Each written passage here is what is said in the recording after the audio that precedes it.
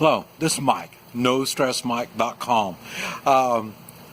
What I want to talk about is this no-tolerance world that we live in. And I want to kind of clarify a lot of stuff about this no-tolerance stuff. For one thing, all the places in the world that I've gone to, and I'm not a world traveler, but I mean I've been around, and every country that I've been into, they have a no tolerance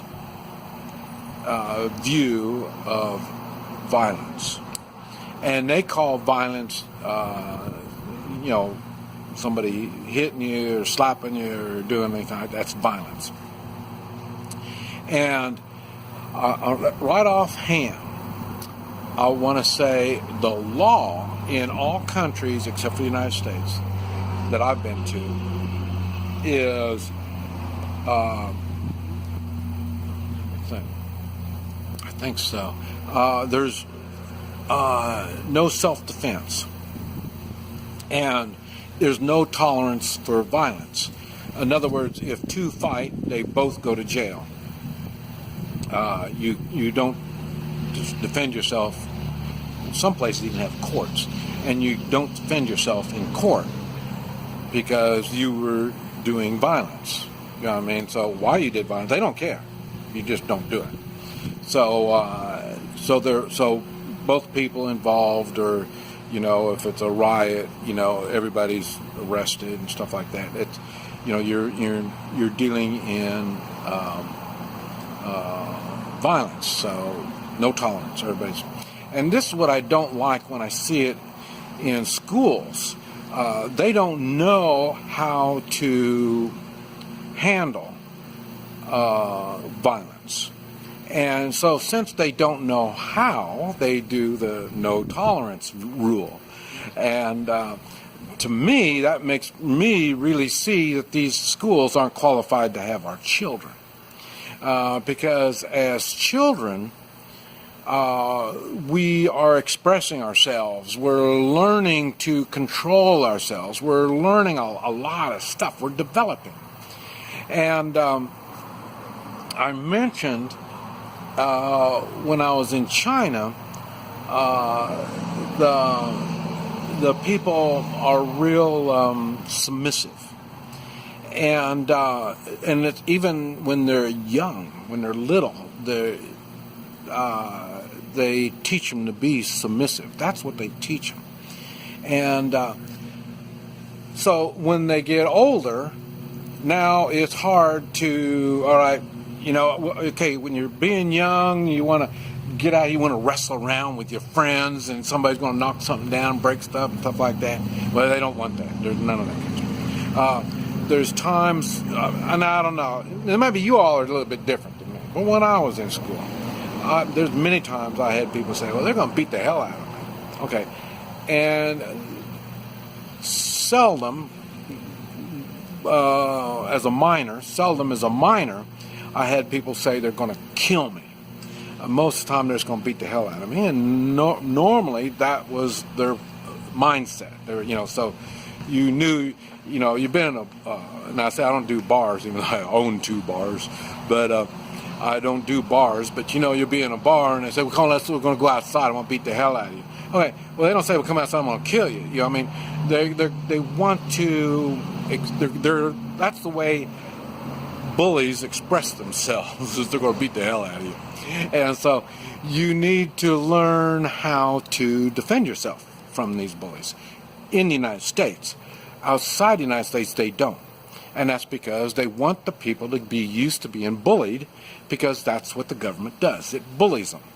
And so, that's what I was thinking now, when I'm older now, seldom do I have somebody say they're going to beat the hell out of me.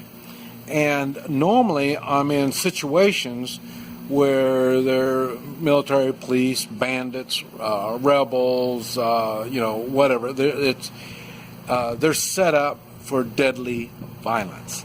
So I never just take it that, well, I'm going to beat the hell out of you if you don't do this. I don't take it like that, because, you know, it might be one guy saying, I'm going to beat the hell out of you if you don't get out of the car.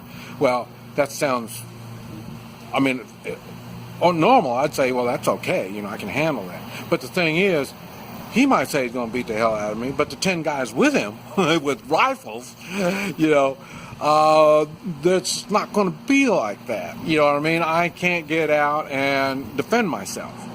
You know what I mean? So that's why they don't really say, I'm going to beat the hell out of you. You know, they come up with all kinds of other words, because that's not their intent. You know, their intent is going to beat the hell out of you, but they can't tell you this kind of stuff. Because, like I say, once they tell you that, now you can go into self-defense mode. And so you have to read between the lines. And when you're young and you're fighting, you're just, a lot of times, especially young boys, they're wrestling around, they're fighting, they got a power struggle, you know, they're learning their pecking order. And you have the bullies that are just plain bullies. And I don't really call that the pecking order.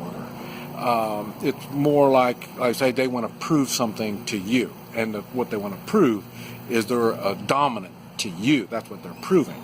And so you can't say, well, I don't believe in violence. Well, I do that. I don't believe in violence. I don't like violence. That doesn't mean I don't do it. And that's what they believe in, violence, and they want to use violence because that's all they know. And so I try to avoid it, but then, like I say, I'll do what I got to do. And that's one of the differences between Americans and all the other countries that I've gone to, even, the civilized countries, So you have to, the Americans are different. That's why I say all this stuff that's going on in the United States, all the crazy stuff going on, they don't realize that. Now, the younger ones might be different. I mean, I don't know. If you let your kid go to a public school and they do this no violence or no tolerance kind of stuff, well, then you're going to have fun with your kid, because you're raising a weenie.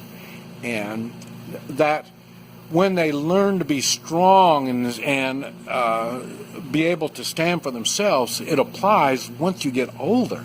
Why do you think I get so many different businesses going? I'm not intimidated.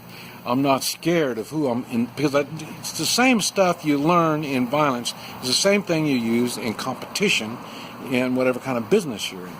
Or if you're going up the business ladder, you're climbing up the business ladder, you've got to learn to, not so much violence, but you got to learn how to be strong and stand strong, and this is your beliefs, be able to express your beliefs. But there's going to be people that are going to, like I say, I get it all the time. I used to let them stay on the comments, but now, people call me names and stuff like that. They can't come back, because we're doing a brainstorming system is what we're doing. And so I want to hear the ideas. And when you do stuff like that, you don't personally attack people. So when they personally attack me, then that's when I delete the comment, because, like I say, nobody's going to benefit out of personal attacks. We're here to discuss and talk things. And but like I say, when I was younger, we used violence, but not violence going to kill each other. But I mean, we would wrestle around and stuff like that, or like I say, they'll try to intimidate you. We're going to do it my way, and there's no room for discussion. So that's why you need to be real cautious when you come up with stuff about no tolerance. Even I, on my no tolerance, there's times that I have to allow things to get by, because that's part of life. Not everything is going to be rosy red, and sometimes I gotta bite the bullet, so to speak, anyway. And so, but don't, keep your mind open and be ready to stand strong for what you believe. And sometimes standing strong means physically. This is Mike. NoStressMike.com.